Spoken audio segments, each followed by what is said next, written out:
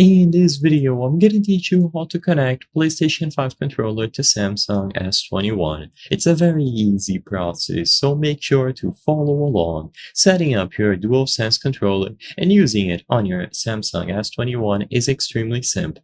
You will be able to connect them both using Bluetooth, so you don't have to use a cable, you can do it completely wirelessly, and the latency isn't going to be too bad. So all that you have to do is first, put the controller in pairing mode. To do this, make sure that the controller is powered off, and you will be able to press and hold the PlayStation button and the Create button simultaneously. You will be able to hold them down for a couple of seconds until the light bar starts flashing, indicating that the controller is now in pairing mode.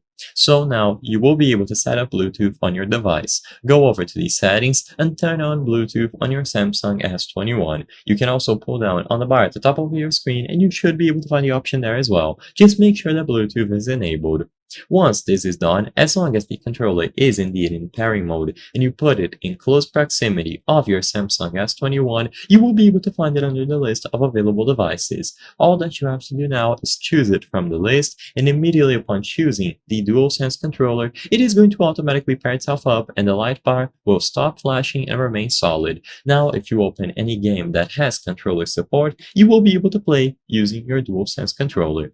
You can do the exact same steps with a DualShock 4 controller as well, and any other generic Bluetooth controller that you have. Just make sure that the controller is set to pairing mode, choose it from the list of available Bluetooth devices, and it is going to be automatically set up for you.